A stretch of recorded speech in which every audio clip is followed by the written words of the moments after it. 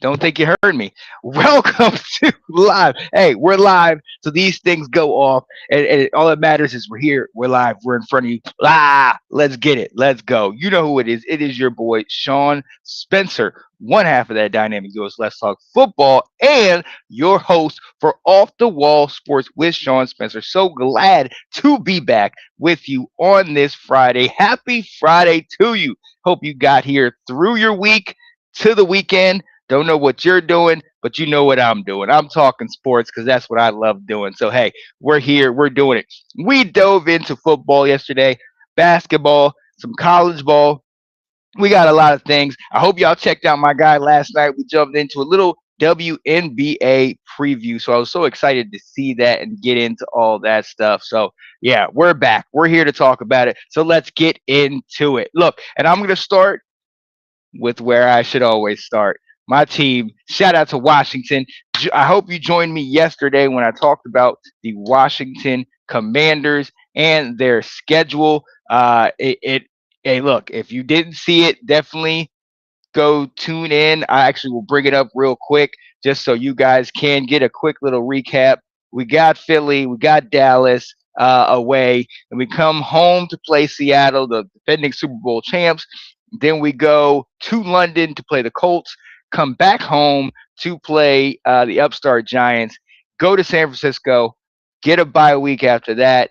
Then we come home, play Philly, come home again and play the Rams.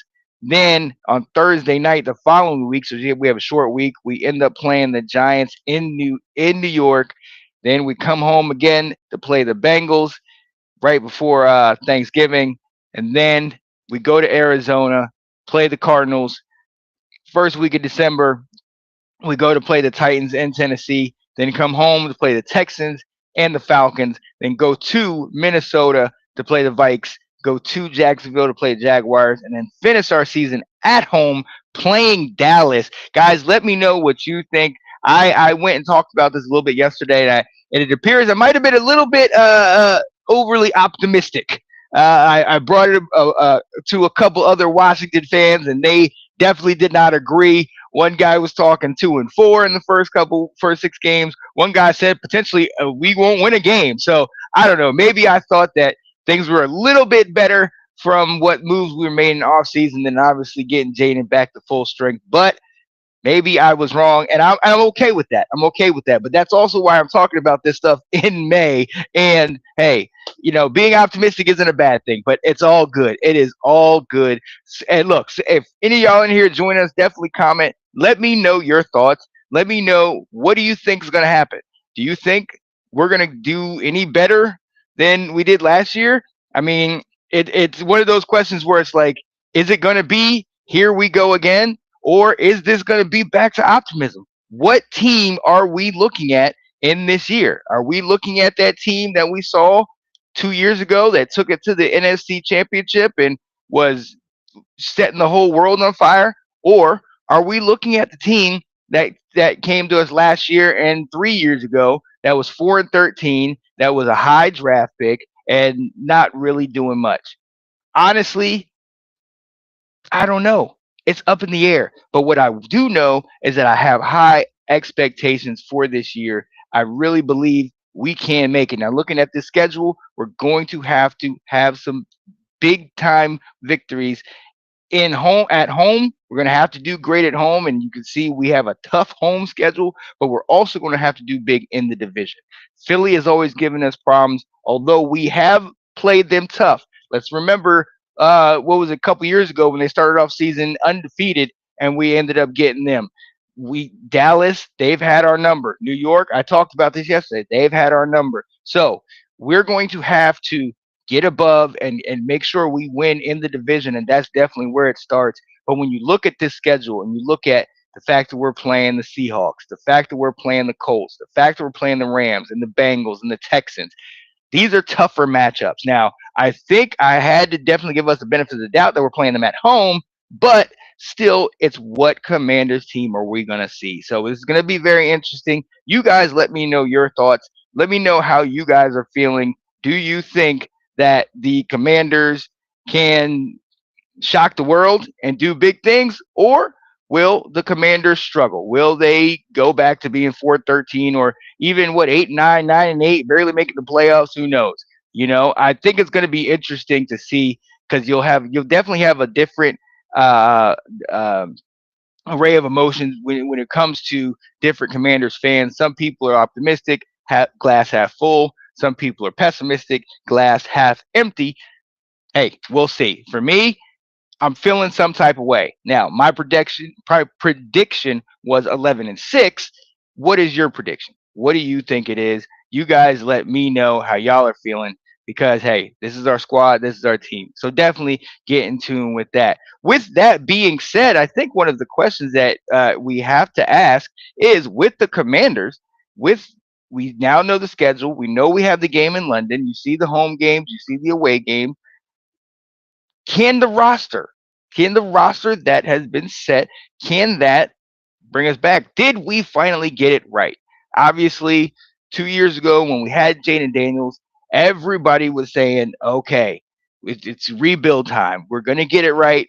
We did so much better. I liken Washington 2 years ago to kind of what you're seeing from the Spurs now. And the fact that, you have that star. We had it in Jaden Daniels. They have it in Victor Wembanyama, where it's kind of like, the team is kind of young. You're ready for the rebuild. You get a couple guys that have been around, and then you get this one unicorn to come out here and ball out and do big things. And you're kind of like, all right, can he make it? Can he be the guy that lifts us up? For Washington, I think with a healthy Jaden, and listen, I'm going to be honest with you. I have been his biggest critic. You can ask all of them. I don't know if Alex Stevens is listening, but he will be the first one waving that banner that said, Sean, you hate him, you're a hater, all this stuff. And it's all gravy. It's all gravy. I was scarred by RG3. I was scarred by everything, all the hype and everything, and how we only got one good year out of RG3. So when I see another guy with the three initial type deal, JD5, RG3, it kind of hit me flashback. I had PTSD, people. I had PTSD. So listen, my Commanders, I am hoping nothing for the best for them. And I will say, Jaden Daniels, when healthy, bro, he's otherworldly. He's a notch above. He's that guy. He's proven in his first year with a team that arguably had only one legit receiver, arguably was not really having that legit running game. I mean, Eckler was good when he was healthy.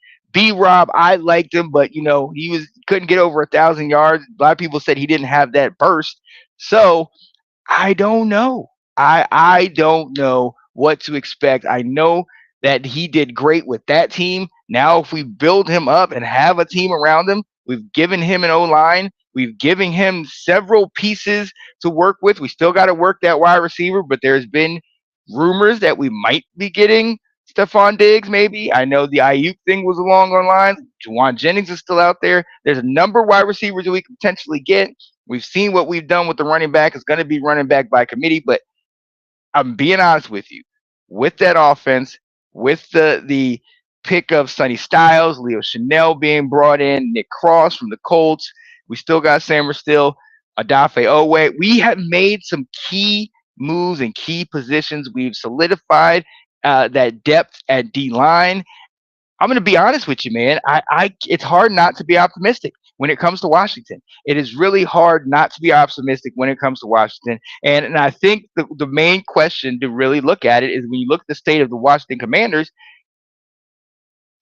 how did they match up against the other teams? Okay, now you look at Philly. Philly has been on top. They got Saquon, that stout defense. AJ Brown might be moving on. Clearly, they drafted what we believe is his replacement in Makai Lemon. We know the different pieces that they have. Until they're knocked off that perch, they are the head and shoulders above at least us in the NFC East. You have Dallas. I talked about Dallas a couple days ago. I've talked about them many times. While I'm a Commanders fan, so by nature I have to go against them. But at the end of the day, they have a legit line. Javonte Williams out of North Carolina, I think, is one of the better running backs in the league. If you're asking me, you have Dak Prescott, and whether I like him or not, if Dak Prescott is healthy, especially when you give him George Pickens and CeeDee Lamb, and a solid run game, Dak Prescott is always up there, the top of the list in the leaderboard of passing yards. He's always at some point in the conversation for NFL MVP just by how he plays. He's not making those mistakes. Now, we're not talking about the playoffs. In the playoffs, yeah, he might not be able to get it all done, but he's a regular season. I always say Dak Prescott is similar to a Kirk Cousins. Kirk Cousins could put up 4,000 yards. He did it with us many a times. But when it hit crunch time, when it hit those times in the playoffs, things always seem to fall apart. He could not elevate that game. But when it comes to him and playing us and in division, Dak Prescott has gone toe to toe with Philly and their prime. He's always had our number, and they crushed the Giants. That's the other team we got to worry about. In comparison, when we were looking at Washington, Washington and New York kind of fought for the basement last year. Now, with a lot of the moves that you've seen from the New York Giants, getting Arvell Reese, getting the lineman from Miami, Francis Malgoa, I'm telling you, now having Harbaugh head coach, he brought Ricard, they brought some leadership, some veteran leadership over there. The Giants, it's hard to say this. I hate to say it, but the Giants are definitely look like they could be a team that's lifted up. They could be a team that is ready to take that next step. So if you have this, now you got 4 different teams that seem to have made good moves in the draft, seem to have done big things. Dallas getting Caleb Downs early on. I've told you what the Giants got. We got Sonny Styles. Makai Lemon went to Philly. We've a lot of these guys have had good drafts. The NFC East, to my opinion, this year could be one of the top divisions in football, if you're asking me. At the same time, I think it's one of those divisions that's going to cannibalize each other. I think we're all going to be knocking each other out, and the fact that we got 2 major road games starting off the season and going up against Dallas, going to Philly and going to Dallas, and then ending the season with Dallas, I feel like it's going to be one of those years where those games are going to be key, and we might be playing for that playoff spot in the very last game. So, hey, it will remain to be seen what we do, and I'm kind of excited to kind of see what happens. And I mean that begs the question. We talked about the NFC East and the NFC East and their draft and their draft picks. Who had the best draft? You know what I mean? You look at Arizona getting Jeremiah Love. I mean, that was great, and I love it. But did they have the best overall draft? You look at the Jets. The Jets getting Sadiq. The Jets getting, I believe, what Spencer Fondley, the lineman, if I'm not mistaken, from Utah. Then they picked somebody up later on in the draft. I mean, they with the 3 picks, were they the winners of the draft? Tennessee having a couple picks. Did they win the draft? There's a lot of different teams out there. Even KC had a couple picks. Um, they ended up getting Mansour Delaney, that cornerback from LSU, believe 192, if I'm not mistaken. But tall, lengthy, solid corner. Even said something to us like, Washington, you didn't do enough to come get me. Well, I think we're okay with Sonny Styles, but that's just me. That's my personal opinion. Don't kill me, but that's just what it is. So I honestly I think that really begs the question: who was the biggest, and who was the team that did the best in the draft? You tell me. For my money's worth, I don't know. I think the jury is still out. I love what we did in the draft, picking up Sonny Styles in the first round, third round getting wide receiver from Clemson, Antonio Williams, who was going to be a great slot guy, and I think he's going to be a day one starter when we in that offense. We ended up picking, I know, Katron Allen. We ended up picking an edge rusher. We ended up picking Matt Gublin. Just played at Michigan State, and then we ended up picking the quarterback, Ethan Kaliakmanis. He might be a camp arm, but he watch out. I mean, because if we can get him and move him up and work him in there, obviously we won't want him, and I'm fine with Mariota backing up JD5, but who knows? I always am optimistic, but I was also optimistic about my guy Sam Howell. I was also optimistic about what do we have? Oh, old flowing hair out of Notre Dame, a couple years, Sam Hartman and all that stuff. So we'll see how it all plays out. But I'm excited for what Washington did. Dallas, Caleb Downs. There's a lot of players in this draft that went to teams that really helped to bolster them up. So we will definitely see how that ends up going.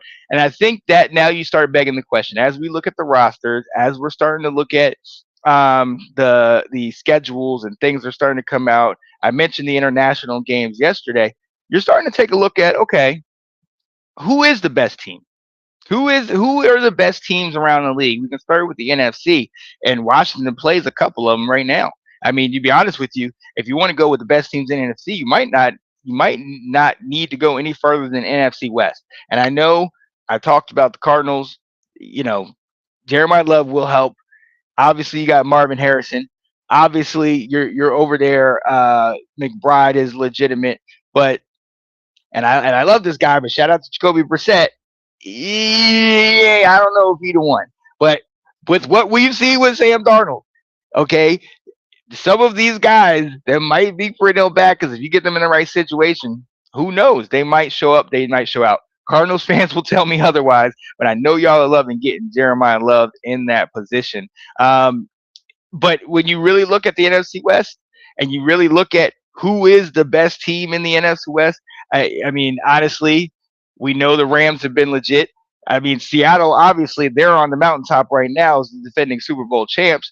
But then San Francisco, last what 5 6 years, they've been to two Super Bowls. They've been in the top of there. I mean, these guys have been knocking each other off. So I think if you're going to talk about who the best team in the NFC is, I think you have to start there. You have to start in the NFC West because clearly they have the best collection of talent. Can San Francisco stay healthy, bring it back? Will Juwan Jennings or Ayuk or any of those guys come back? Will Kittle stay healthy? CMC, will he stay healthy? Like, Purdy, him as well. They always seem to pull it out. Shannon Hannon has those guys going. But then you got McVay with the Rams. Matt Stafford, can his back stay healthy? He's coming off an MVP season, but how many seasons does he realistically have? And now you already see the Rams picked up Ty Simpson, so are they on that kind of let's usher one out, another one in? But how can you say that when the dude just won the NFL MVP?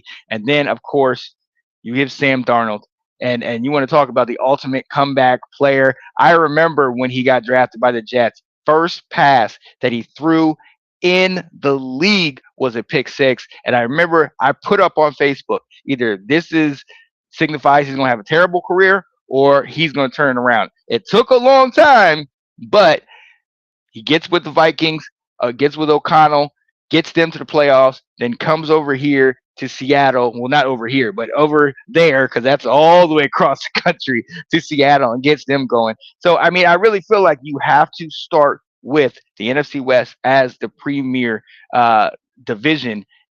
I mean, to be honest with you, in football, the AFC West is probably right there up there with it. But talking about the NFC, that's where you have to start. Now, if we're also talking about NFC and some of these premier teams, I've talked about the East, I've talked about the West, and I think you got to start with go to the North. The North is gritty, it's gutsy. I mean, look, the Packers. We know about their tenure of quarterbacks. You go from the Brett Favre to Aaron Rodgers to Jordan Love, and each of those guys have been legit without a shadow of a doubt, and they've been solid and they have reigned for a while over it. But then look, Chicago, Caleb Williams. We've seen now with Ben Johnson over there. We've seen kind of how they've picked up with the defense. They got Thieneman from Oregon, that's safety. They had Brisker. If they can keep these guys healthy, we've seen them with Montez Sweat and some of those guys on in that front seven. If they can stay healthy, that defense is 100% legit. Now you have Caleb Williams. If you can keep him on schedule, if you can keep him in line with what Ben Johnson's doing, you have this a legit run game. You have definite weapons all around that offense. We've seen what they can do when they can put it all together this past year, making the playoffs and doing so well. And I'm so happy that they were able to do that in such a normally tough division. Now, Minnesota, I think for me is the biggest question.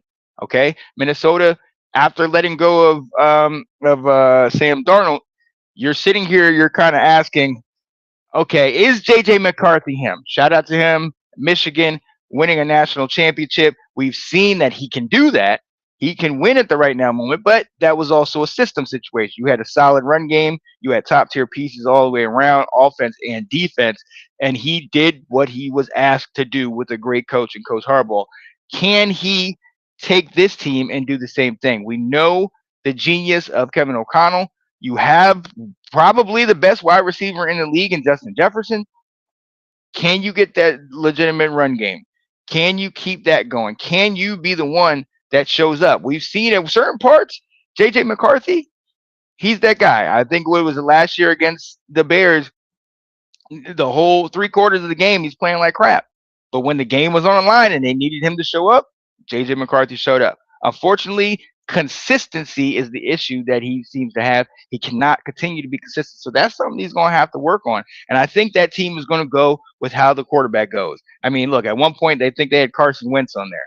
You know what I mean? We've seen the array of quarterbacks that have come through Minnesota. So if he can stay healthy and he can get going, we will see how it plays out. But I don't know. I right now I am not as confident in Minnesota, but I am confident with Detroit. And listen, the Detroit Lions 2 years ago were uh, uh, a couple, a number of injuries away from really compete. I mean, we beat them. The score was, I don't think, as indicative of how the game was playing. We capitalized on a lot of their mistakes and stuff, and got away with a couple calls, and we were able to take it and get to the NFC Championship. But we've seen a team that 10, 15 years ago was winless, couldn't win a game, was perennial number one picks, and now with how they've been doing, the coaching staff. Obviously, we've seen Ben Johnson and Aaron Glenn move on, Glenn to the Jets and Johnson to the Lions. But Campbell has got that team built up. He's got that team together. The way they've been able to draft, the way they've come together. This is a team that has been on the cusp, and they are ready to bring it together. But look, I have always been a Lions fan since the days of Barry Sanders. I have always been a huge fan of Detroit, so I'm hoping they can pull it together, and they're always going to kind of be my favorite in the division. Green Bay has kind of held the mantle somewhat. Detroit has been up there. I'm on say Ross with those guys. I Let's see what happens. The problem with them, we talk about the NFC East and cannibalizing each other. It's the black and blue division for a reason. And so when you're coming out of the NFC talking about who are the best teams, the Lions, yes, they're up there, but don't sleep. Don't sleep on the Bears. I'm saying that, and I also always say don't sleep on the Packers, man, because the Pack they've been legit. And then you go talk about the South, and look, the South kind of, a lot of people have looked at that as, I don't want to say the basement. I'm not going to look at it down there. I'm not going to go down that road. The South is also tough. You know, got a couple buddies that are Falcons fans that have been struggling, kind of trying to deal with the Falcons. How do I feel about them? Do I feel good about them? Are they going to win? Are they not going to win? Hey, look, for me and my money, I think they got a good team. I think they got a team that can pull it on.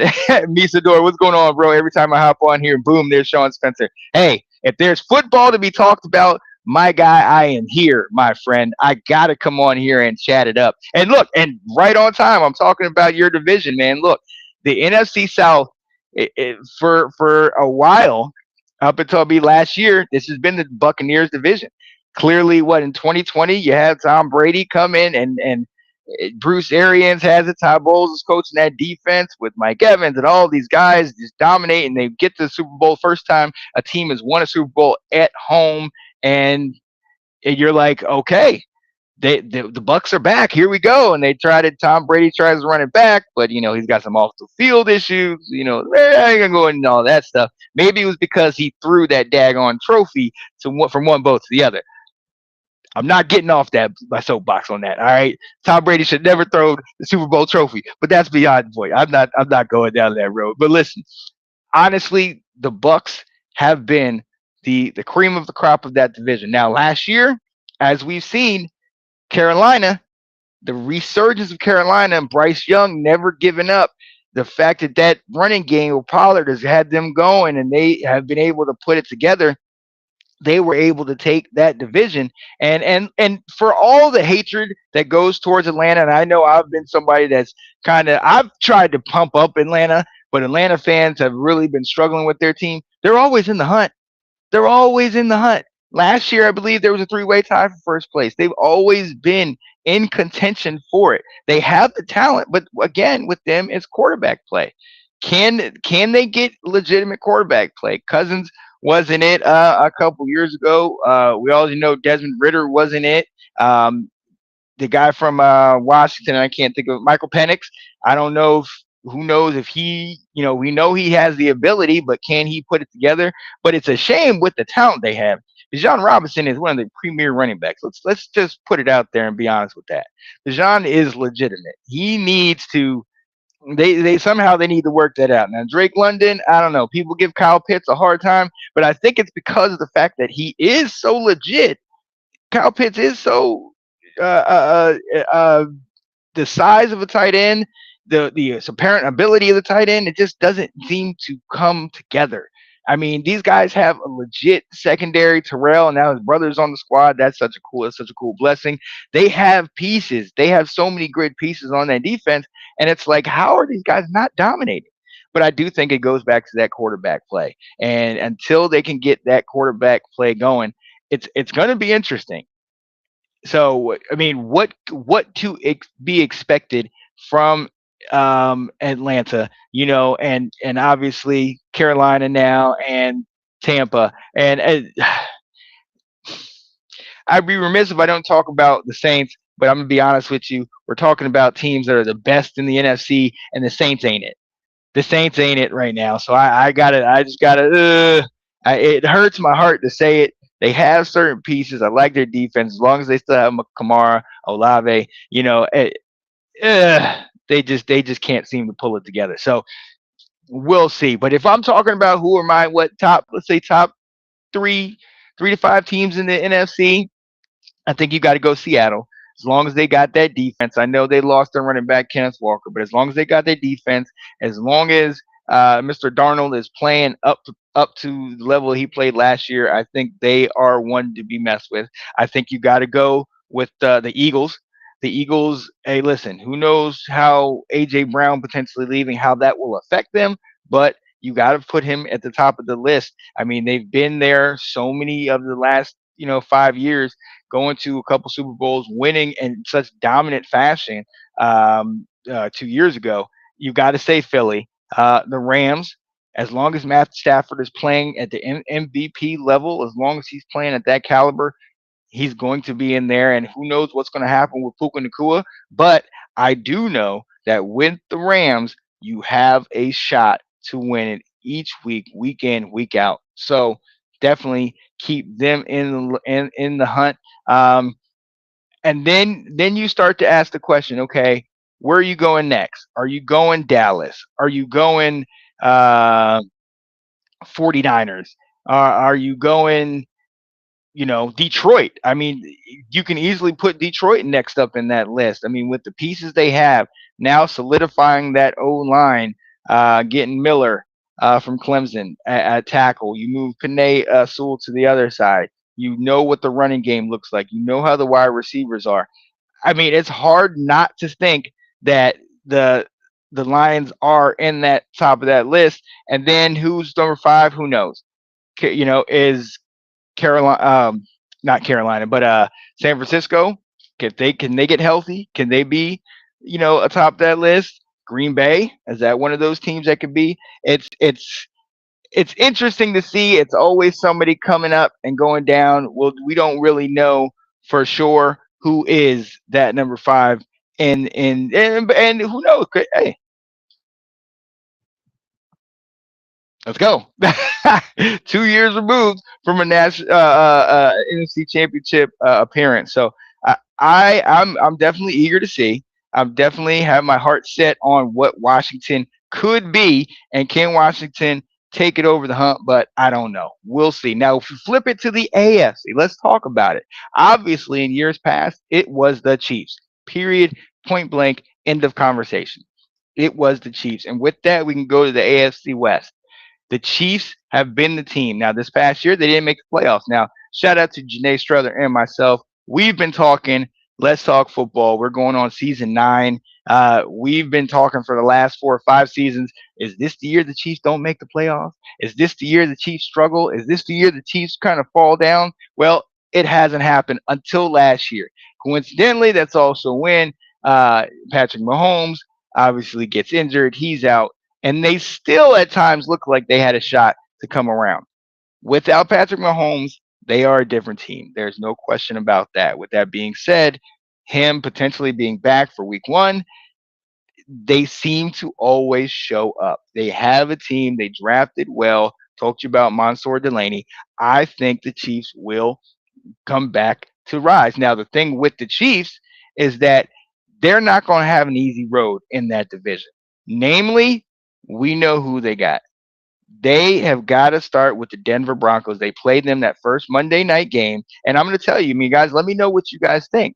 Let me know. And hey, guys, definitely jump in, tap in, talk talk to me. If you like what you're seeing, this is Off the Wall Sports with Sean Spencer. Tap that screen, man. Show love, man. Some gifts, get some love, man. Hit me up, man. I be honest with you, I would do this regardless if anybody was watching or not. But if I am watching and I entertain you, man, definitely show some love, man. I love to talk back with you guys and see how y'all are doing. But yeah, for me, you got the Chiefs who normally are head and shoulders above everybody in there. But the Broncos showed up this past year and then led by that defense. That defense was otherworldly. That defense was dominant. I mean, from that rush, that front seven, I mean, yeah, that they were elite, but let's be honest with you. That back four, that led by Pat Sertain the second. I mean, come on, defensive player of the year. This guy, he has just been playing out of his mind. You know the pedigree from his dad also playing in the league. The Denver Broncos, I that was my kind of my pick last year to go. Obviously, I'm a Tar Heel guy, so I have a little heart for who did go in New England because Drake May was leading the way. But Denver with that defense is just, I mean, man, they are stout. They are ready to go, and I think once now the coaching staff is put together. Now you've got things going with Bo Nix. I'm mad that they had to give my guy Javante Williams to Washington, but I mean to Dallas. But I know they still can work it out. I mean, you really have something over there in Denver that can, I mean, equate to a championship caliber team. And if the better they get, the more they rise. If they can continue to take that next step in the division, I'm telling you, people need to watch out for Denver this year. And I might come out here early. I might come out here early and say it, and I don't know how y'all gonna feel about it, but I think Denver, they might be one of the teams representing in Super Bowl at the end of the year, man. I don't know.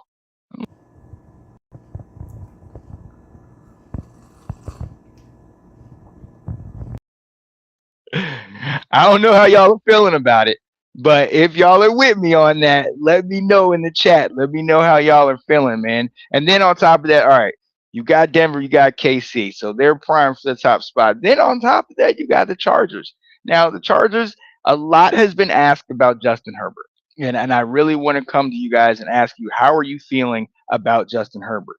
Is Justin Herbert the guy? I mean, listen, out of Oregon, definitely highly drafted. Everybody had his eyes on him. We thought about if we didn't, go where we went in that draft, we could have got Justin Herbert. But is he the guy? They're building the line. They've got the run game. Clearly with Harbaugh, who we've seen, he got the 49ers Super Bowl, ended up winning a national championship with Michigan. He's back here. Obviously, this is a tough division in the AFC, but I'm going to be honest.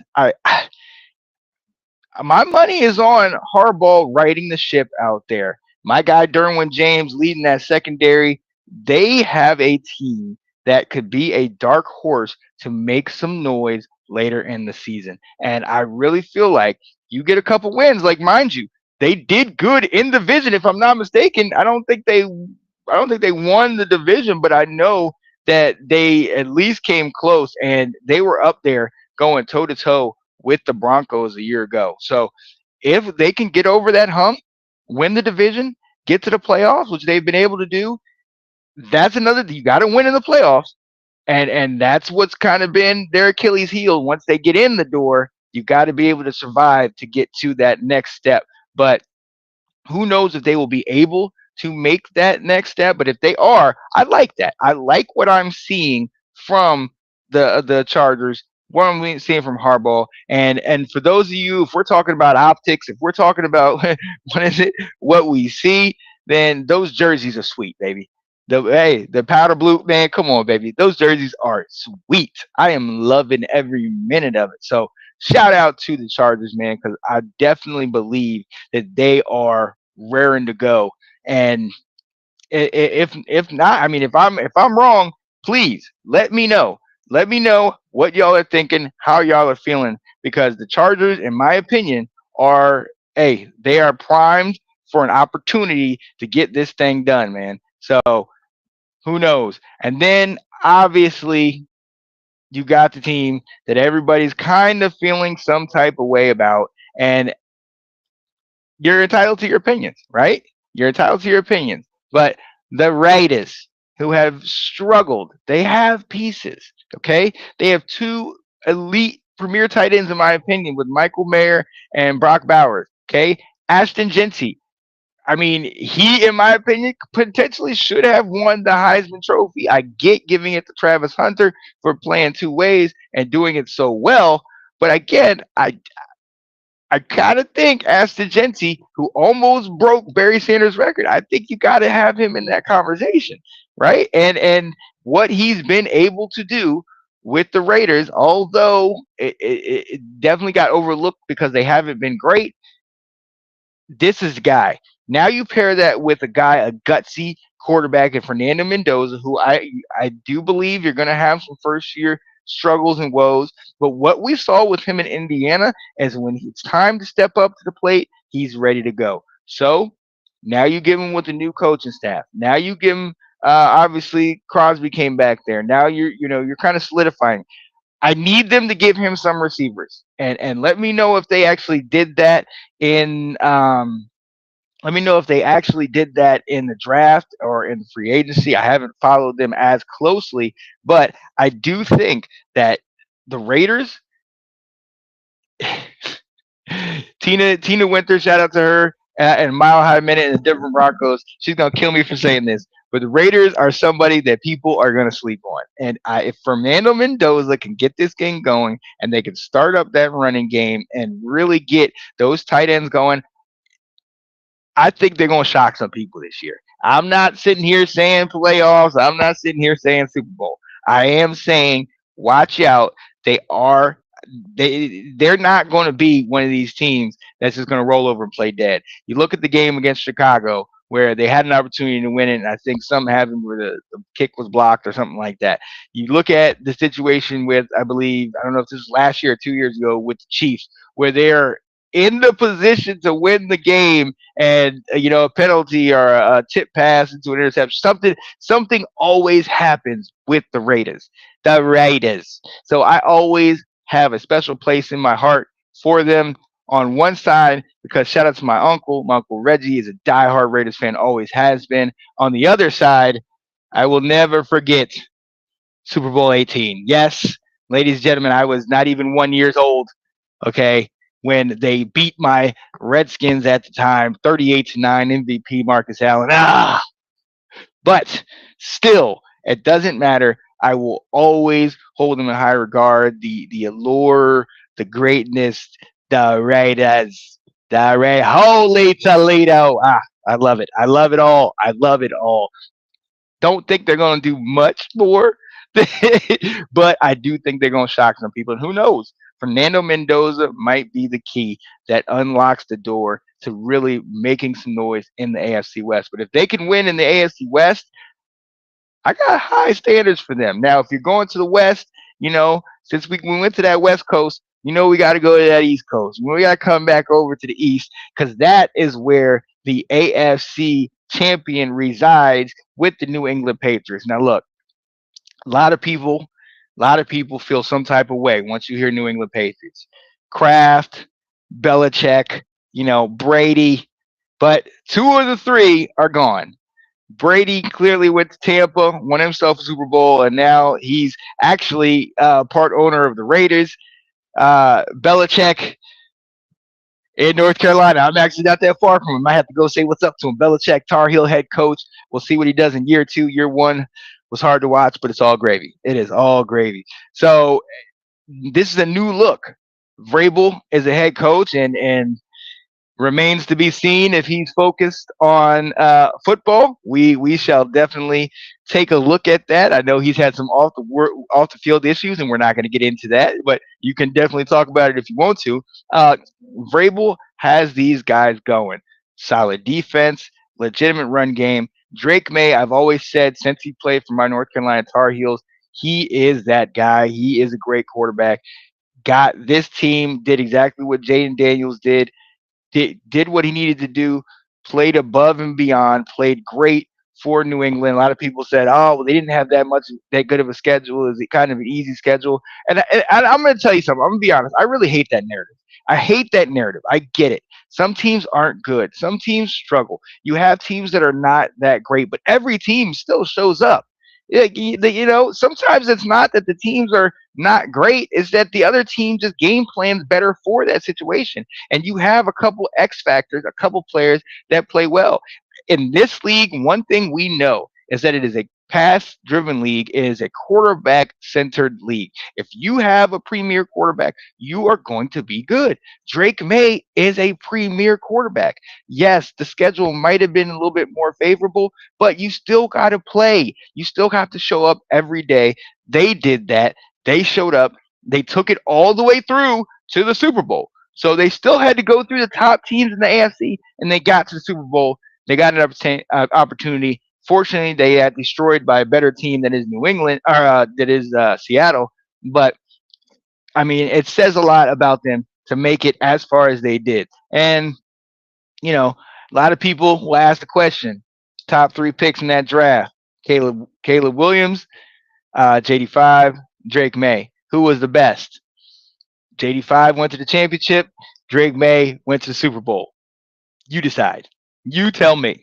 There we go. You know what I mean? And by that fact, does that mean that Caleb Williams and the Bears are going to win it all this year? I mean, one step over another. Who knows? I don't know, but I am eager to see. But look, and staying in the AFC East, the Patriots, the biggest thing is can they repeat? Can they build on the success they've had? Can they? I don't know. I would like to think that they could, but I don't know. We know that Stephon Diggs most likely is out over there. Now, there have been rumors tying A.J. Brown to the Patriots. If that happens, okay, that's definitely going to shore up some wide receiver stuff for them. Ramondre Stevenson is legit as far as that run game. But,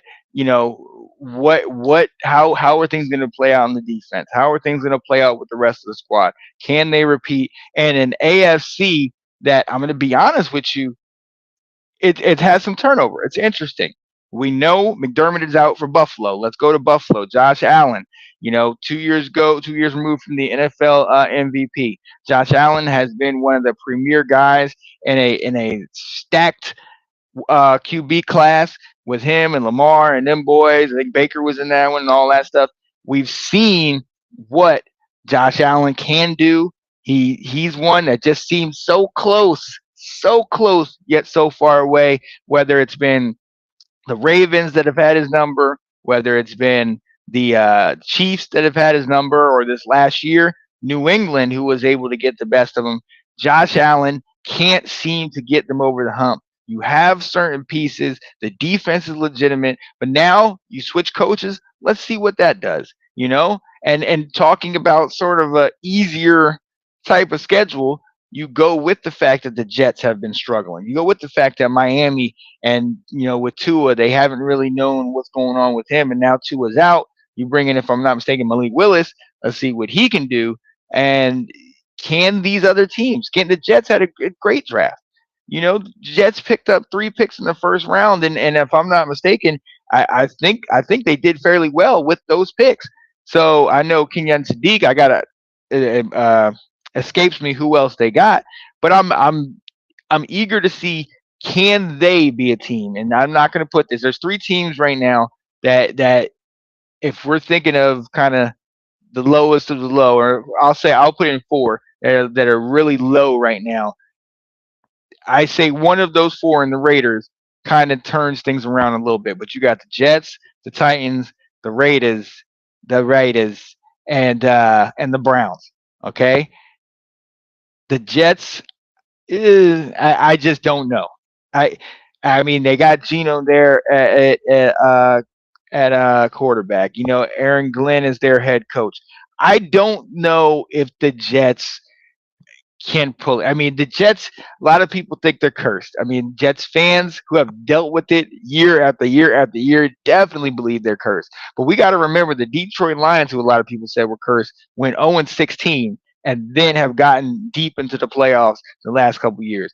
These things have a way of turning themselves around and going full circle. I'm not using that to say the Jets are playoff bound. I'm not using that to say the Jets are going to go far. I do think you need a quality quarterback. Gino can play, but I don't know if he can play that good. And they have had a team full of first round picks and studs, and we know what they have at with some of the wide receivers. That's who they got, Omar Cooper Jr. out of Indiana. So we know that they've solidified that passing game. Sadiq is going to help out over there, but can they put it all together and make noise in first the division and then farther? I mean, I don't know. I can't say it. And Miami's another one. Now you're switching quarterbacks. Now you're trying to see. They got Caden Proctor out of Alabama, big guy, 6'6", 350, very nimble. Alabama had him out there on screens and doing all that stuff. So I'm all for it. I am all for what can be done by Miami. I just don't know. I like Malik Willis. I'm rooting for the guy. I don't know if he can be the guy that can take them over the hump. So till proven otherwise, that division is going to go through New England at the moment. Buffalo always will have something to say about it as long as Josh Allen is there. But the Jets of Miami, yeah, little work needed. Little work, maybe a lot of work needed. I'll put it straight out to you. So we went to the East, we went to the West, and next we got to go to the North. Okay, and if we're going to the North, it starts in the Steel City. It does. I know, being in Northern Virginia, all I would have to go is right up 95. Got family near the Baltimore area. I'm a huge Ravens fan, but I got to be honest, as long as TJ Watt and Hayward and them boys on defense are balling out, the Steelers have been it. Now, this will be the first year without Tomlin. And let me put a pin in that right there. Tomlin, listen, I get it. I get it. The man hasn't won a playoff series in the last 10 years or something like that, or last several years. They've had a hard time in the playoffs, not playoff series, but playoff game. They've had a hard time in the playoffs. Although, if we're really talking about coaches and all these coaches with this revolving door of coaches, he didn't have a losing season his entire tenure. Okay, I'm not getting on my soapbox. I'm not getting on my soapbox. I know. People say, "Oh, but he didn't do this, he didn't do that." For all these coaches that get all this extra time, this man never had a losing season. Getting off my soapbox. I'm getting off it. Okay, because I want to get into it, but I'm not going to do that. I'm not going to. Calm it down, calm it down. But shout out to Tomlin, man. Shout out to him, and he even says it when they asked him. He said some of those guys, the T.J. Watts, the Haywards, these guys that have been a part of the team, that have given them everything, they deserve to have glory. They deserve to potentially see something different there. And hey, if that's the reason why he kind of removed himself from that situation, I'm here for it. Shout out to you. Let's see what happens, what comes of this. And with that being said, look, what's going to be with the Steelers? You know what I mean? How are things going to play out this year? They're no longer dealing with the Russell Wilsons. I don't know. Tell me, let me know. I haven't really focused on them as much. Is Aaron still there?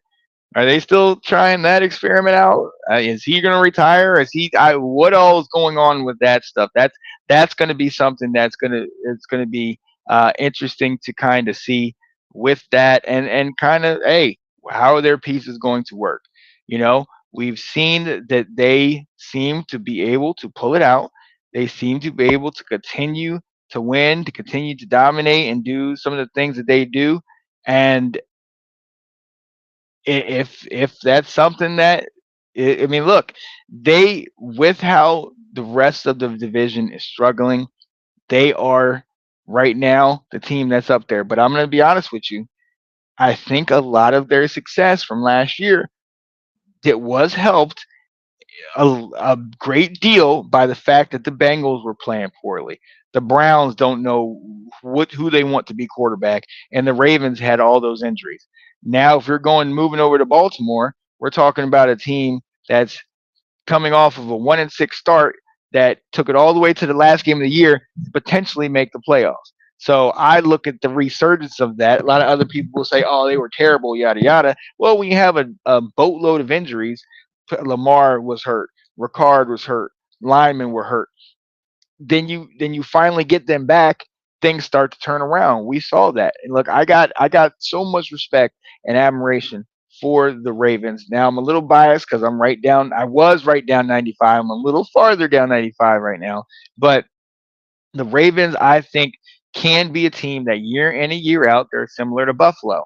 And they're always going toe to toe with Buffalo, going toe to toe with Kansas City. And last year was a little off for everybody. Kansas City didn't make it. The Ravens didn't make it. And you're kind of like, oof, is this a change or is this just injuries? I would tend to say it's injuries, and we'll see what happens this year. But until you see otherwise, hey, the Ravens are one of the creams of the crop. And if they can stay healthy, if you have Lamar, Derrick Henry, who is 2 years removed from a 1,900-yard rushing season, if you can get this defense back on par, loving Zay Flowers, if you can keep Rashard Bateman healthy, watch out.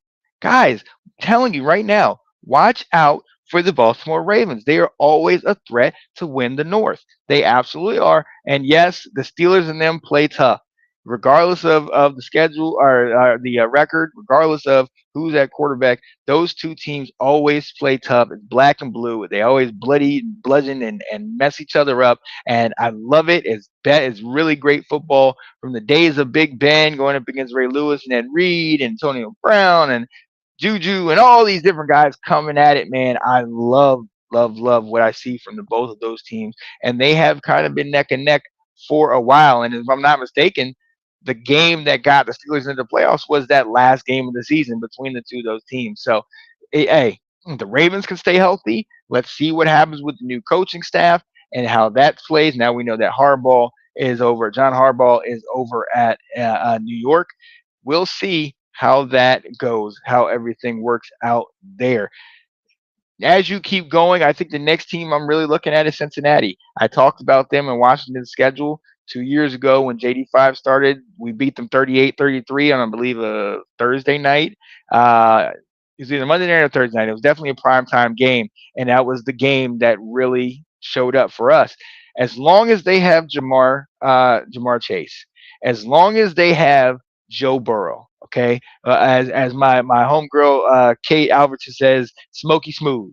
As long as they have that talent, you've seen they picked up Dexter Lawrence in a trade. You've seen they picked up Jonathan Allen from Minnesota. Now you have pieces. Remains to be seen that O line. You guys, let me know. Has that O line gotten better? I don't know. Now Joe Burrow went to the Super Bowl after his O line set an NFL record for most sacks given up in a season. So we can see if you give this man just a little bit of help, give him that run game. Rudy Johnson, we'll see if he can keep that going. He's got the wide receivers, arguably some of the best wide receivers, and arguably one of the best wide receiver tandems in the league. They always got a shot.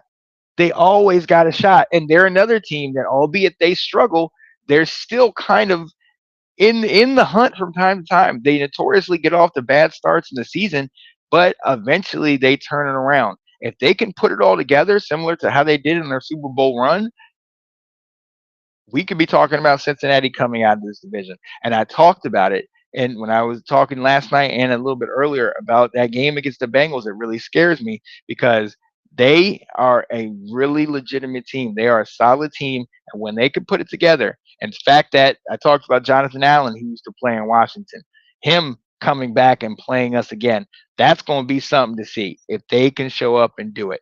And I got high hopes for Cincinnati. Now, here's the other side of things. The Cleveland Browns. Uh, they have not been the same since they let Baker go. Okay? And yes, Baker was doing a lot of commercials in Cleveland, but look, let's be honest. There ain't much to do in Cleveland. All right? No, much respect to Cleveland. I love people there, man. Shout out to Cleveland. But yo, Cleveland, it starts at quarterback. Okay, the Cleveland did themselves dirty when they decided to give heaven and earth to Deshaun Watson, and then he essentially sat on that money for several years.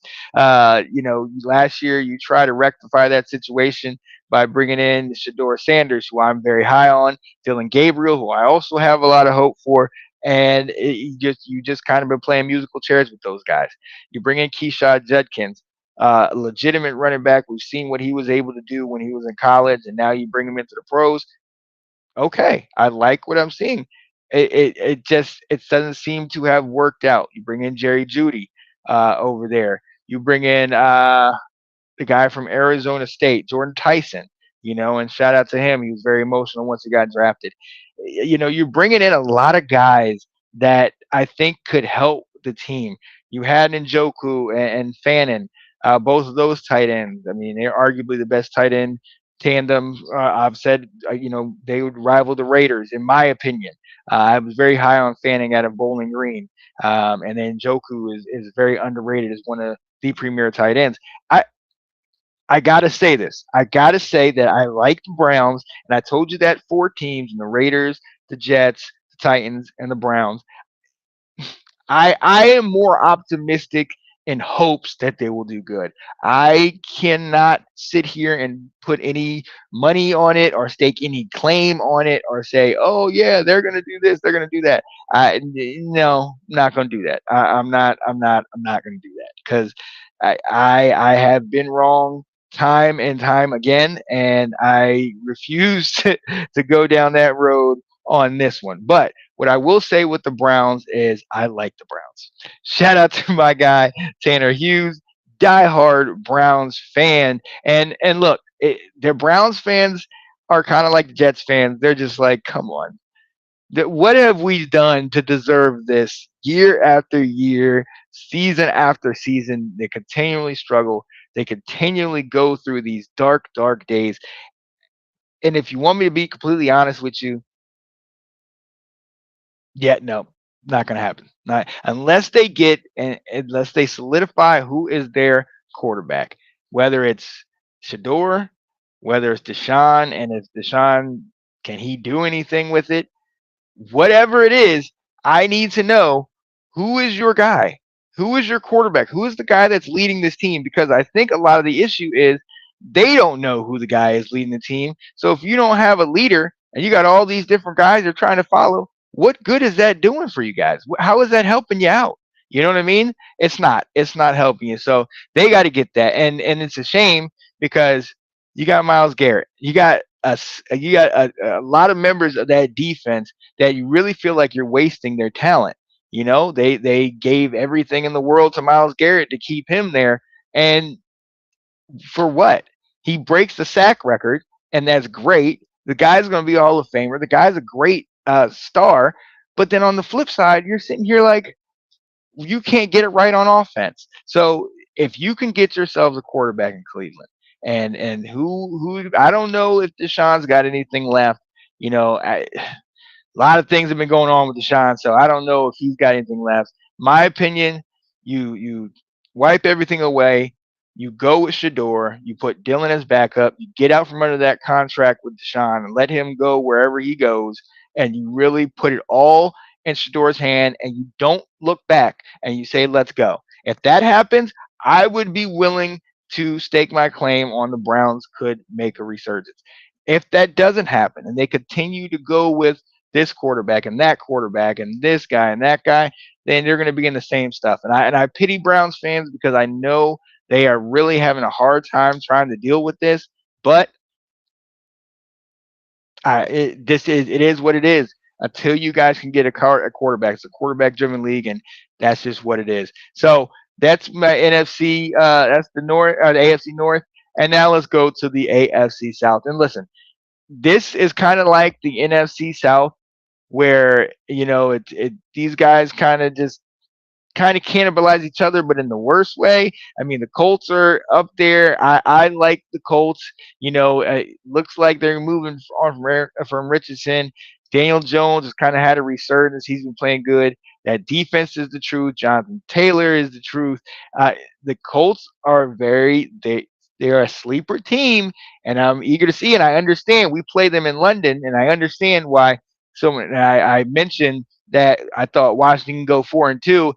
That was one of the games I thought we can win. And I think that's one of the games that a lot of people might have picked us to lose against the Colts. The Colts are a legit team. The Colts are an absolutely legit team, and I think they can make some noise, especially in the South, because I've talked about the Titans. Yes, they got Cam Ward. Okay. Yes, they got Carnell Lake out of Ohio State, and they picked up another guy, I believe, out of Auburn, the edge rusher.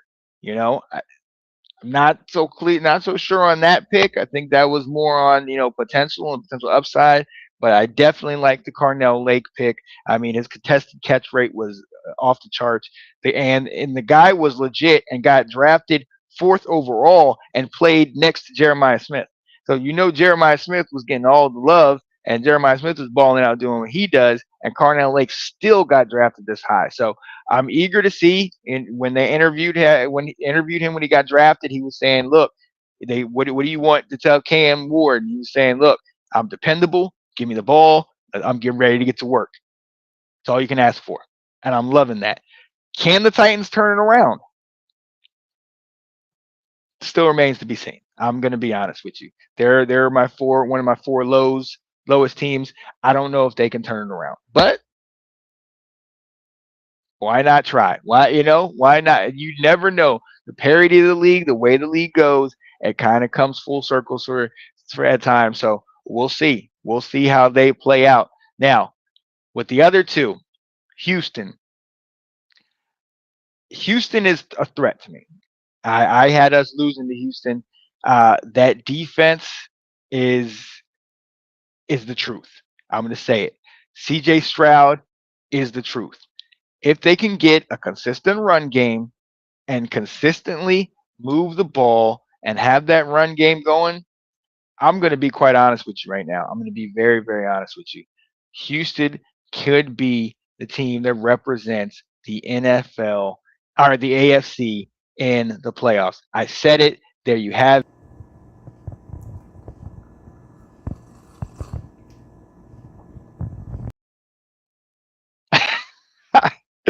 Don't crucify me for it. But that is how I'm feeling. I mean, I'm telling you, I really feel like they can put it together. First and foremost, and it goes back to the quarterback, CJ Stroud. This guy, had it not been for a kicker, goes on to the national championship, and I think he leads Ohio State over TCU. Okay, this guy, had it not been for maybe some injuries, this or that, or the Chiefs and that stout defense, CJ Stroud leads the Texans farther, if not to the Super Bowl. I really feel like CJ Stroud is maybe one or two things away from making it. Obviously, can't remember. I know he had Nico on there, but the guy from Houston, I can't remember the wide receiver that he had that was hurt all the whole year, and he wasn't able to have him on the squad. If he gets his pieces together and then he gets a run game going, watch out for Houston because that defense is legit. That defense is the absolute truth, and I'm a believer in this team. I'm a believer in the coaching staff. I'm a believer in the whole direction of Houston, and that's a team that I would bet money on that they can make it. They can make it deep into the playoffs and potentially even farther. So Houston is a team I need to. Now the other team is the wild card for me, and that's Jacksonville Jaguars. We've seen that they can do well and make the playoffs with Trevor Lawrence. We've seen they can struggle. Which team is what team's going to show up? You know what I mean? What team's going to be that team that's going to do what's necessary? I don't know. I don't know which team we're going to see. I had that game as one that could go either way. One time I said we're going to win by 7 when they play Washington. Another time I said we're going to potentially lose that one. So that could go either way for me. And I'm going to be quite honest with you. As long as you have Trevor Lawrence, I'm a believer in Trevor Lawrence. I think he is the legit quarterback. And when you look back at that draft where it was him, Zach Wilson, and Trey Lance, those other two, in my opinion, weren't anywhere near where Trevor Lawrence was. There was a point where Trevor Lawrence hadn't lost a game on Saturday since high school. You know what I mean? And that says something about the guy. The guy, sunshine. That guy is gifted. The guy can play. He's played with a team that's been a little bit less and a little more mediocre, and he's played with a legitimate team. If you can give him the right pieces, keep everybody healthy, give him the right coaching staff, he is the type of quarterback that I think is a generational talent that could really do something for him. So if we're really talking about it, I really can't give you much on them. Now, I will say the NFL seems to be thinking they might be better off in London or overseas because this is the second year in a row they will have two international games. And this year, I don't know if last year was back to back. I believe it might have been, but this year they're going to move back to back games in London. And I know once they're playing Philly, I can't remember who they're playing in the second game. But yeah, Trevor Lawrence, them boys. Hey, listen, if they can build a team around this guy and a legitimate team around this guy, watch out for them in the South. Now, if we're talking about my top 5 teams in the AFC, it's really hard for me when I get started with this, and I'm going to be quite honest with you. I know what the Patriots did and how they got to the Super Bowl, but do I think they're the top team? I mean, yes, they're defending AFC champs, but are they the top team? I didn't even start with that division. I started with a team whose quarterback was out and didn't even make the playoffs as the top team. And I've said year after year, until they prove otherwise, they are the best. Well, I'm going to be honest. Otherwise is proven. Now, I'm going to put an asterisk on that because Pat was hurt. Patrick Mahomes was hurt. So I'm going to say until they prove otherwise with Patrick Mahomes on the team, then we will say yes, they can do it, or no, they can or they're not. Now, this year I'm not going to put them as number one though. This year, I think if we're talking all players, all team, coaching staff, and just the entire aura of the squad, number one team in the AFC this year for me is the Denver Broncos.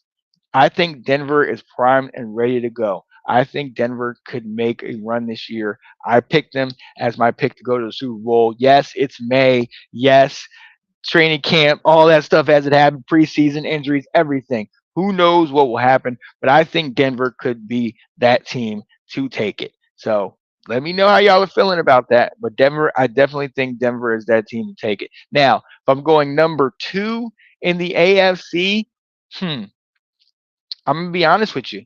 I think I gotta go. I will give it to New England. I will. I know they had an easier schedule in people's opinions, but they still showed up and they played. I think with the way that they're playing, way that Vrabel is coaching those guys, if he can stay focused, I think a lot has to do with him focus, and I also a lot has to do with the consistent growth of Drake May. If they can do that, they're going to need to get pieces. If they get AJ Brown, there's a lot of ifs in this conversation. So I want to make that very clear. But I like them right now. They're still top in the league, and I gotta put them there. Now, when you're going for the next 3 on this to fill out my top 5, I can say Buffalo, Baltimore, KC. Like I can go with those. I could potentially throw the Colts in there. I think they're underrated. I've said Houston. I think they can go far. And in fact, what I will do is I will say Houston. I'm going to say Houston at number 3. And the reason why, you have Buffalo, and you have Baltimore with new head coaches. You have Chiefs will still waiting to see. I mean, a lot of the talk said that Patrick will be back week one. How will that injury affect his play? Will it affect his play? He was never really a big runner. He just ran when he needed to run. So you begs the question: is that going to affect it at all? And as long as him and Andy Reid are together, you feel good about that tandem, that duo. So I do. If I'm going on right now, who I'm cemented on, I'm definitely gonna look at C.J. Stroud and what they got. D'Amico Ryan's the head coach. I'm definitely gonna look at how Houston plays, and I got them as number three. And then if I'm going four and I'm going five, I yeah, I would put Buffalo at four. I would put Buffalo at four, and if Patrick Mahomes plays, I got Chiefs at five. I'm going to be honest with you. There are certain other teams you look at. You look at the Chargers. You look at. I know I talked about Jacksonville. I know I Colts. I mentioned them. Bengals. They could be a team that shoots up. But a lot of these are ifs. A lot of these are what are they bringing? I know pieces are in the puzzle, but how do these pieces put together? How do they work together? How do they fit? We'll see. I don't know. But what I will say is these are kind of my picks. So in the AFC, I'm gonna put it out here right now, just so we have it out. In the AFC, number one team is Denver for me. Number two is New England for me. Number three is Houston. Number four is Buffalo, and number five, eh, I want to say Baltimore, but then I also want to say it's Chiefs. And so if I had to choose, I would say the Chiefs based on the fact that Patrick Mahomes plays week one. If he doesn't play week one, then I would say Ravens. But the reason why I'm hesitant to say the Ravens because they have a new coach. So there's definitely both something there. But I don't see the Colts or the Chargers or any of those teams hopping them because if those things are not the case. Now if the Chiefs don't have Patrick Mahomes, then they do get considerably marked down. And it's definitely Ravens. It may be Colts. I'd throw the Bengals in that top 6 or 7 and go from there. But with Patrick Mahomes, we're not even questioning that fact. In the NFC, like I said, I think you have to start with Seattle. Then you go to Philly, as long as Jalen Hurts, Saquon Barkley, and that defense are still playing. You go to the Rams after that. Then, I'm going to be honest, Detroit after that.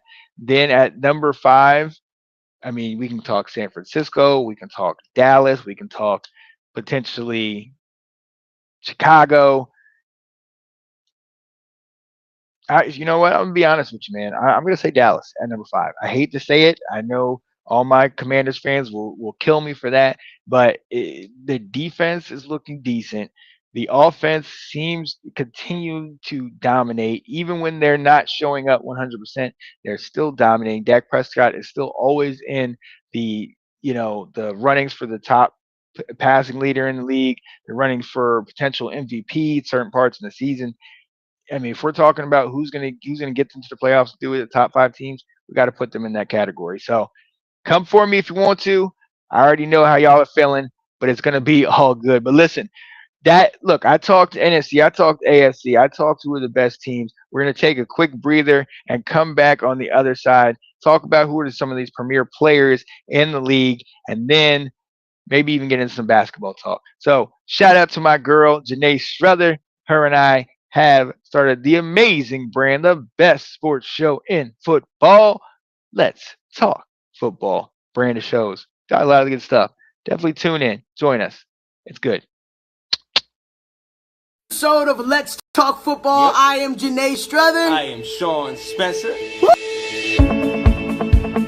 I am Janae Struther. I'm Sean Spencer. And this is Let's Talk Football. Season 3, we are back. We are back. That's right. What's up, Mom? Go. Mr. Nick, I want the smoke, Rosario. Hey, what's happening, kids? How we doing? Let's go! Yeah, big. Janae, Sean, thanks for having.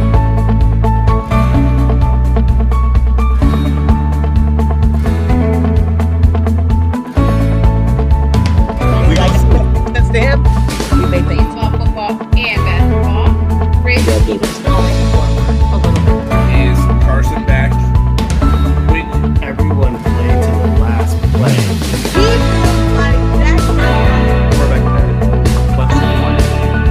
he feels like that. There's other leagues like Ravens, Blues. How hard is it for this guy? You know what I'm saying? I wouldn't take the Cubs. I'm a call mama. I'm a call it's like we can't back up. I know Maybe you guys need to start wearing cream. In the building, let's go! All right. I am Janae Struther, I am Sean Spencer. and this is Let's Talk Football. Yeah, buddy. Yeah, buddy. Yo, shout out to my homegirl, Janae Struther. That was Let's Talk Football. It will be back in the fall where we are talking football. We have our show that she's a diehard Cowboys fan. I'm a diehard Commanders fan. We go back and forth. Then you have the round table with Nicholas Rosario, Delilah Crespo, Anthony Haney, Tina Winter. Then you have the Washington show, myself, Will Kramer, Ablo. I don't know what's going on with that one, but we'll definitely get at that at some point. College football update, myself and Alex Loosemore. Let's talk college football on Saturdays. You know, this week in Georgia football. Yeah, I mean, there's so many different shows that are with the Let's Talk Football community, and I absolutely love every bit of it. Cannot wait for that to come back this next regular season. So definitely stay tuned for that, and we will definitely get something going. Now, look, I talked football. Let's go into basketball. The NBA playoffs are here, and I'm going to be honest with you. It's getting exciting. It's getting very exciting. Obviously, the Knicks, OKC, we discussed that. They're both still here. They're waiting on whoever is coming. We know tonight at 7, the Pistons play the Cavs. Today at 9:30, the Spurs play the Timberwolves. This is what we have to see. This is what is at stake. The Pistons down 3-2 to the Cavs must win. They're in Cleveland. You're playing at 7. They have got to win tonight in order to move on. If you don't win, if you're going home. Okay? Who knows? Did they look ahead? Did they get into it? My guy Zolani's in the mix. What up, baby? How you feeling, man? Yo, what is going to happen with Cleveland? What is going to happen? Is Donovan Mitchell going to show up and continue to dominate like he's been dominating? I mean, you look at it. What I think it was Game 4. Dude had 39 points in the second half. I mean, come on. This guy came alive. After going down 2-0, Cleveland has won the last 3 straight, and they have an opportunity to close out this series so they can make it up to play the Knicks in the next. We'll see. Detroit, we know they're young. Led by Cade Cunningham. They're gutsy. They're really trying to bring it back. Shout out to them, Detroiters. Detroit basketball. Let's see if they can continue this thing. Because if they can't, it will be an early off season for them, and I know they weren't looking forward to that. Let me know your thoughts. Let me know what you're thinking, and let me know your thoughts on the refs. And we're going to talk about that in the other games as well. But what are your thoughts about the refs? I know there was a game 5 went to overtime. Cleveland won it 117-113. But are they too lax with the calls? I know a lot of Pistons fans were like, there was a no call, things weren't done, a certain way, X, Y, and Z. What are your thoughts on them? Do you think they need to be more on it? I know I talked to my homeboy Nathan Snell. Check him out. What Big Nate Sports Talk and YouTube channel 1, Nathan Snell. Nate was telling me in the WNBA, it's more touch foul. They're really kind of calling it quick because a lot of the players are talking about they're not calling fouls, so now they're doing touch fouls. Now in the NBA, we're used to all the flopping and all that stuff. They're not doing any of that now. Now they're letting them play. It reminds me of the '90s basketball, so I'm kind of loving that. But then on the flip side, it's kind of like there are certain times where like you do something. I mean, call us. I mean, come on. I mean, what are you even going to be on the court for if you're not going to call, things that look pretty egregious? So let me know how y'all are feeling about that with Detroit and that series, and who do you think's winning this thing? Like I want to hear from you. Who do you think is winning this series, and who has the best shot to play the Knicks? Because the Knicks have won the last six straight after going down 2-1 to Atlanta a couple series ago. They were able to completely dominate the 76ers. Uh, are the Knicks prime and ready to go on to the finals? I mean, talk to me, guys. What do you think about it? What do you think is going to happen in that series? 7 o'clock tonight. Stay prime, stay ready. What I also want to see is we know Cade Cunningham and we know Donovan Mitchell has played well. Who else is going to show up? I mentioned, it. I was a couple weeks ago, or maybe a week ago, just finding out because I haven't followed. I've been obviously talking about football for over an hour, so football is my wheelhouse, but I haven't really followed basketball as much. But recently, as I've been getting into more of basketball, Harden is over at Cleveland. So you got guys that are legitimate in Cleveland. Harden, we know what he used. When I say what he used to be, as if it was all these years ago, but we know how the skill and the ability that the guy has. We've seen Mitchell's kind of taking the reins in this one. Can he be somebody if they do focus more on Mitchell? Can Harden come out and be the X factor and help elevate this team over the hump? And then on the side with the Pistons. Cade Cunningham has proven he is above and beyond, but is another guy going to take the mantle and even provide a bigger assist to help Cade Cunningham and help Detroit win? And look, Detroit right now, it's win and you keep playing. Survive in advance. Anybody March Madness people know it's that survive in advance, and that's exactly where they're at right now. So they need to try to survive in advance, keep this thing going. Who knows what will happen? How you doing, Miss Bree? Hope all is well. And guys, definitely talk to me, man. The basketball, the NBA playoffs, like we're saying, is here. You got the Pistons and the Cavs. Game 6, and this is Cleveland. They can end it. They can end it with this game, or we can move. They could move on, and or Detroit can come back in here, save this thing, and get us to a deciding game 7. So it's be interesting. And it's funny when you look at it with Detroit, all three matchups they had against the Knicks, and the Knicks are waiting in the Eastern Conference Finals. Are waiting for the winner of this series. Detroit has beat the Knicks all three times. I think Cleveland is maybe 1-2 or 2-1 against the Knicks.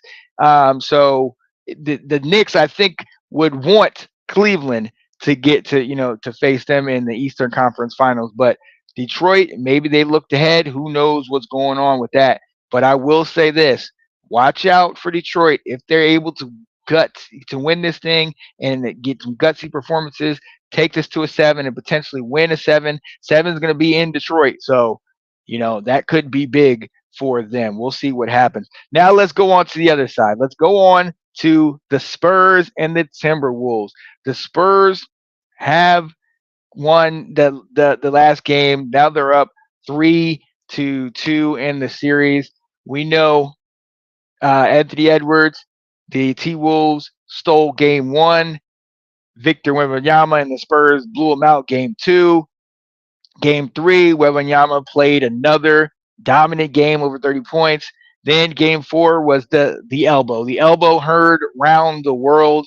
Where, I mean, listen, I understand kind of why the elbow happened. I understand kind of why all the animosity, because he's getting held, he's getting hacked, he's getting it, and no calls are being made, and that goes back to the ref conversation, guys. Let me know how y'all are feeling about the refs. Are the refs calling anything? For me, it's a throwback.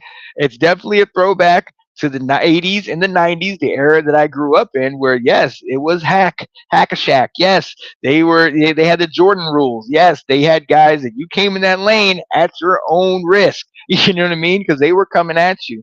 But since then, they've been a little more touchy feely, a little more quick on the whistle. I like what they've been doing now, but is it to the detriment of some of the games? They're just going to let them play, and it's almost like sometimes it's like, are you going to call anything? You know what I mean? So watch out for that. But Victor Wembanyama, when he's been on the floor, I told you in Game 4, the whole elbow, he got ejected. The Spurs and their supporting cast still played Minnesota tough and actually had the lead at a close lead going into the fourth. But Anthony Edwards, those guys were able to separate and pull that victory out.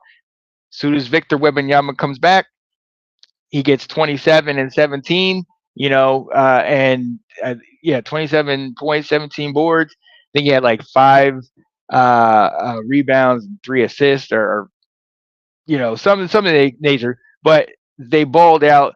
Once Victor got back in there, they were able to take the mantle and ended up winning 126-97, nearly by 30 points. So right now, they're going to play in Minnesota tonight. That's 9:30 game, and the question is, can the Spurs close out the series on the road? Actually, the bigger question is, can the D Wolves do anything to stop Victor Wembanyama? If he's in the game, if he's playing like he's playing, can they stop him?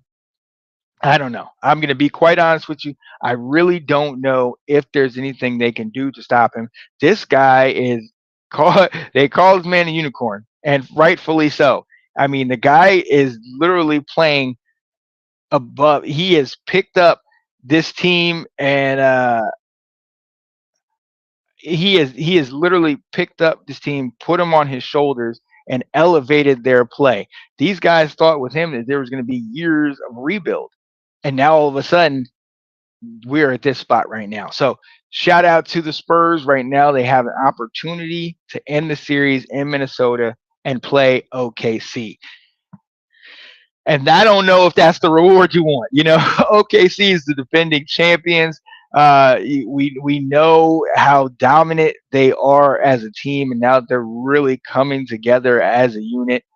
You looking at them and you're saying, can they be beat?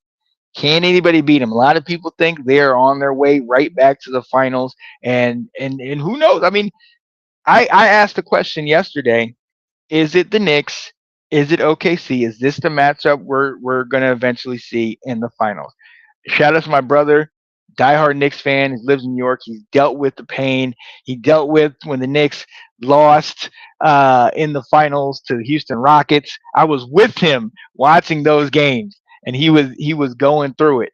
And I look, he's dogged me. He's also a Giants fan, so he gets on me about my Washington Commanders. He's called us the Deadskins for years, but I am rooting for him. I'm rooting for the Knicks, and from what I've heard, the Knicks and New York, if the Knicks are doing good, is the place you want to be. I mean, the Mecca, Madison Square Garden. Come on, in the finals potential, that would be beautiful. And Eastern Conference Finals, I think, is going to be just as hyped and just as nice. So I know they're looking forward to it. They're waiting to see, is all this going to happen, and I'm looking forward to it too. But we got to get through these series first. And going back to OKC, they're waiting the winner of the Spurs and the T Wolves. And I'm gonna be honest with you, for my money, it's got to go Spurs. I think Victor Wembanyama is just too much. He is becoming the face of the league. I mean, the balance of size, his quickness, his ability to pass, rebound, block, score, shoot from perimeter, inside. I mean, the guy has it all. He has the ability to do it. We talked about the other day that is he is he better than Tim Duncan? Is he better than was it David Robinson, the Admiral? And I think the consensus was he's the evolution of those guys. David Robinson, paint rim protector. He dominated in the paint. Give him the ball, boom, boom, get it up there. He does what he has to do. Then you go to a Tim Duncan who can dominate in the paint, but then he can also come from the outside. He can also, kind of shoot that 15 footer, that 20 footer. He can also facilitate. Victor Wembanyama can be a rim protector, be a rebounder, can facilitate, run up and down the court, handle the ball, shoot from three. I mean, he does it all, and that's why he's called the unicorn. So until he can be stopped, that's going to be interesting. If, in fact, the Spurs do move ahead, I think the main question that we're going to have to ask is what does the supporting cast do? How do they come into play when it comes into all this stuff? Because that's definitely going to be something that we're going to want to see in the future. And I'm eager to see that. I'm eager to see kind of how all those things play out. So tonight, Game six, both series, Western and Eastern Conference semifinals. Pistons are going to Cleveland to play the Cavs at 7 p.m. and then the Spurs are going to the Timberwolves to play at 9:30 p.m. and we shall see who will go on, who will move on to be the team that is going to face the Oklahoma City Thunder and the New York Knicks, respectively, in the conference finals. And I'm looking forward to it. Now, if, in fact, the Pistons and Spurs and Timberwolves win, then Sunday, Cavaliers will then come to Detroit and play the Pistons in a deciding seventh game, and then the Timberwolves will come to San Antonio to play the Spurs in a seventh game. Both of those, I believe, are at 1 o'clock. So, hey, right out of church, I'll have my popcorn ready, and I'm excited to see it. I'm excited to see it. These have been some great series. They actually have, and let me know how y'all feel. What are y'all thinking about these series? What are y'all thinking about what we've seen? Because I'm going to be very honest with you. Both of these series, in my opinion, have been exciting. I'm going to be honest. It has been a while for me since I've really gotten into basketball. And I'm like I said, an '80s baby, '90s when I really fell in love with it. Michael Jordan, I really fell in love with the game. 6 championships, 6 MVPs. The guy is by far, in my opinion, the GOAT. We'll discuss a little bit of that a little bit later, but the guy has done it. Now, second coming of that, and the reason I disliked this guy for a while, and now it's like rest in peace. I hate it. But Kobe Bryant, Black Mamba. If there was a one B, if there was, just below, I would definitely have to say Kobe Bryant. I mean, the guy. I mean, he just wills his way to victory. After that, we'll see. But I say all this to say the NBA for me after Kobe left and once it started getting to this flop, this the what Harden did, I really didn't like it. I really did not like it because they would just jump into a guy and draw a foul, and it's like, what are we doing? What That's not basketball. That's not it at all. So it really turned me off to the sport for a while. But what I've been seeing recently, you see a lot of these rookies and younger guys coming into the league and having a lot of success.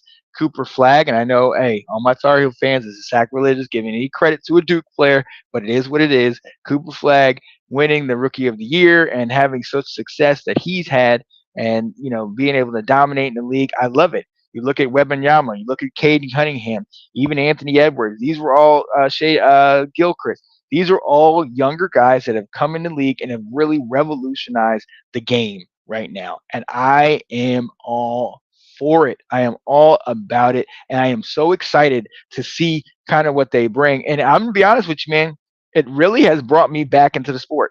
It's brought me back into watching these games and really getting into it, seeing the runs, and seeing some of the guys that are kind of coming out. Now, I've always followed my Tar Heels. If you play for North Carolina, I like to follow you in your pro career. The Kobe Whites and I know Marcus Page didn't end up playing, but Harrison Barnes, I got to see him the other night. Reed, all these guys, I love to follow them. But then you start to see some of these other guys that you've seen play that might have hurt your team or might have played elsewhere and see them dominate. And the influx of players from overseas.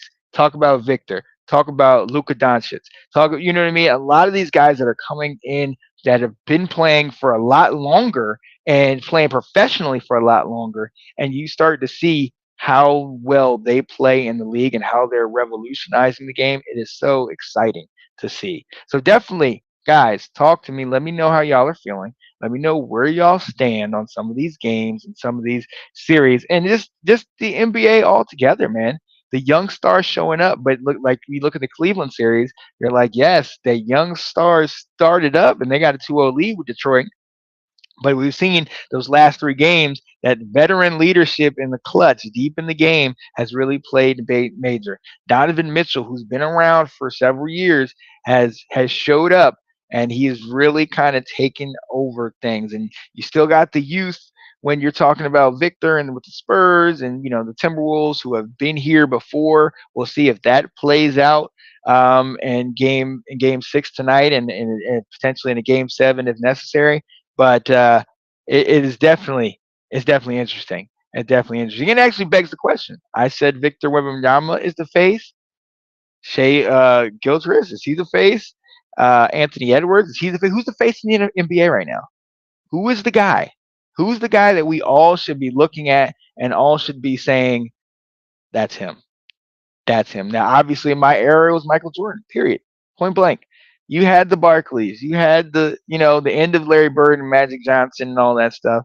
You had Shaq coming up doing his thing. Anthony Hardaway. You had a number of these guys. Hakeem the Dream was dominating it. Robert Ory. A lot of these guys were nice. Sean Kemp was doing the glove. Gary Payton, Malone, Stockton, Hornets. You had a lot of good guys. Clyde the Glide. You had a lot of good players, but for me, there was that one that's above, without a shadow of a doubt, and that was Mike. That was Michael Jordan. Now, in these days, there was a time when you can easily say LeBron, and maybe LeBron is still top. Now, obviously, we saw LeBron got knocked out of the playoffs, and let me let's talk about that. He's out of the playoffs. His post game interview is he said two things at once. He said, who knows, it might be that time for me to go. But then he also said, I still feel like I'm one of the top five players in the league. So what are you telling us? Are you here to stay? Are you ready to go? I mean, he's already done all these things. He's won these. He's a leader in all these scoring titles and all these different things of all time. He's done what I guarantee nobody else will do, which is being able to play long enough and well enough to be able to be still in a prime of your career. I ain't gonna say in his super prime, but still can ball out and do whatever he wants to do on the court. And now he's playing with his son. I, you got to show love for that, right? I mean, let's be honest. You got to show love for that. The fact that he's able to sit there, play with his son. Not everybody would be able to do that type of thing. But the question is this it for LeBron? And I asked this question yesterday. You let me know what you feel. Is LeBron, where do you put him on your list? I've heard people argue that he's number one. I don't think so myself. Only what, four rings, and having to join multiple super teams to do it kind of not disqualifies me for the top five, top 10 of all time, but definitely disqualifies for the greatest of all time, in my opinion. I mean, I think the greatest of all time, yes, you have to win certain accolades, and yes, you have to do great, but it's like Daryl Green said, that right now moment when the time shows the lights are the brightest, the crowd is the loudest, and everything is coming down to, are you going to make it happen? Mike did it. Mike Jordan did it. Mamba, yeah, he did it, you know? And for me, for my money's worth, those are the guys that I put up there. And is LeBron in that category? I don't know. But also begs the question, and this is where I want to shout out Art, man, the entrepreneur on TikTok. Definitely gotta get him. He is one of the top people in off the wall media. And hey, for those of you that don't know, this is Off the Wall Sports with Sean Spencer, brought to you by Off the Wall TV, Off the Wall Media. Man, shout out to Breed Landry and shout out to Art Entrepreneur. And he was telling me, he was saying yesterday, he said, man, I love Steph. Steph Curry's my guy, man. He's great, but he's making me upset, and I understand it. I understand it. You know, he's got his rings. He's been doing great. They weren't able to get things done this year. I don't think there's as much on him as the fact that there are other things. You remember him when it was him, Clay, and Draymond, and you had Iguodala, you had all these guys. They were balling out. Steph was doing his thing. Now, you did the. I'm not gonna say the hunger is not there. There's other things that definitely play into it. Um, but I will say this: what Steph has done in the league, what he has been able to do year in and year out. And we talk about revolutionizing the game, the evolution of this great game of basketball. Steph has to be at the forefront of one of those people that's done that. I mean, you perfectly honest, the three balls dominating from deep. I mean, come on now. J Red's in the building. What up, J Red? How you feeling, man? Hope all is well. Saying was playing. OKC. What do you say? OKC. OKC sent LeBron and them to Moron Mountain, bro. You ain't lying, man. You ain't lying. Now I know Luca wasn't there. Luca wasn't in the game, and but LeBron, they tried to do what they could, man. But OKC is they ready. They are absolutely ready. But look, well, I mean, what do you think, man? Is it his time to hang it up? Is it LeBron's time to hang it up and move on? I know some people might want that. Some people are like, man, for me, I'm like, dude, I know you don't have much to play for. You've won the rings, you've got scoring titles and broken records. You're playing with your son, for goodness sakes. What else you got? Now, if you want to move on and you don't want to go to the Lakers, come to Washington. Come on to Washington. I'm telling you this right now. Come to Washington. I need you in here, and because Washington, you know what we need? We need to eat a W. Let's go. That's a W. Let's eat one. Let's eat one. That's a W. How many people want to eat a W tonight? How many eat a W tonight? Yeah, come in. That's all I want. Exactly. Kind of crazy, but it is what it is. But I mean, if you want to move, if you're trying to move on, definitely, I would definitely love for you to come in there, come to Washington. Oh no, you can't leave on one missed shot. So run it back. This is the thing, and if you have a healthy Luca, then I mean, you're playing with your son. Clearly, you're still playing at top level. You have Luke on here. Maybe you bring one or two other pieces. You can still do it, right? And I don't think it was such a dominant blowout and everything like that. You're gonna have to start paying a couple more people. Obviously, we know how that plays out. But in my opinion, bro, if in fact he can still do his thing, let's see if he does it. Look, he said if LeBron comes to the Wizards, you are not ready for the level of brand newness I'll be bringing at that time, bro. If LeBron comes to the Wizards, I will be back. I will come back with my Bullets gear. Okay, yeah, I will rock my old Bullet stuff. Be like, yo, I'm coming back, man. I'm coming back to the team. They've been hurting me. Shout out to them. We got the number one overall pick. Now I've been asking J Red, did we trade that? Did we push that on and give that somewhere where we can potentially make a trade like this so we can bring in LeBron? I know it will take a lot more than that to have that happen, but I am very eager to see what will go down if in fact that does happen, man. So look, LeBron is definitely one of the greats. So is Steph, and Jared. While you're here, man, where do you rank them? Where is LeBron? Where is Steph Curry? For me, it goes Michael, it goes Kobe, and then you start coming down.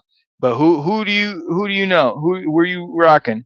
Look, rocking the old school Jordan Wizards joint, rooting for LeBron like a mug, right? Yeah, because I want LeBron to know who's still the one, okay? And it's Jordan. Let's get it. But I'm telling you, man, I'm honestly I'm eager to see kind of how LeBron does things if he moves on. If he runs it back, I've heard a lot of talk that he's not going to stay in LA. But at the same time, you got Luca there. You have you're playing with your son. Why not? Why not stay there and keep balling and keep playing? Like I'd be all for that if that's what you're about. So we'll see. But yeah, I also say, in my opinion, come on home. Oh, Jordan and LeBron tie and step under them. Okay, there you go. See, a lot of people feeling it. Jordan and LeBron tie, and then Steph's under them. And look, that's where I think when you ask the whole question about if we're bringing Steph into this, I'm asking the Steph question as far as he who revolutionized and evolved the game. Now you see everybody shooting from the logo. Now you see everybody, having to add the 3-point shot in their game. Even big men now are adding in that 3-point shot in their ball game. Before that, I know all my people are watching me. No disrespect and everything, but you always had the one white guy on your team because the white guy was shooting three. Not saying the black dudes can't shoot, whatever. I go down that road, but I mean, now it's like everybody and a mama, short, tall, big, small, everybody can shoot three, or at least has to incorporate some kind of shot from the perimeter to keep up. I mean, that's where we're at in the league right now. So, I mean, I think that's definitely what Steph did. And I remember the part of the career where Jordan wasn't shooting a lot of threes, and then and for me, it really took off. And he might have been able to shoot threes before this, but for me, it really took off in that the second finals where he played against uh, what was it, Clyde the Glide, and he played against the Trailblazers. And that one game, I think it was game two or game three, where he pops like six threes, and then all of a sudden everybody's sitting here like, what? And he gives them that famous, what? I guess I can do it. All right. So, but look, we'll see. We'll see how it plays out. I got to get out of here, ladies and gentlemen. I want to appreciate y'all hopping in here and joining me. This has been a good show. We'll come back and talk to y'all later. Hey, keep it going. This has been Off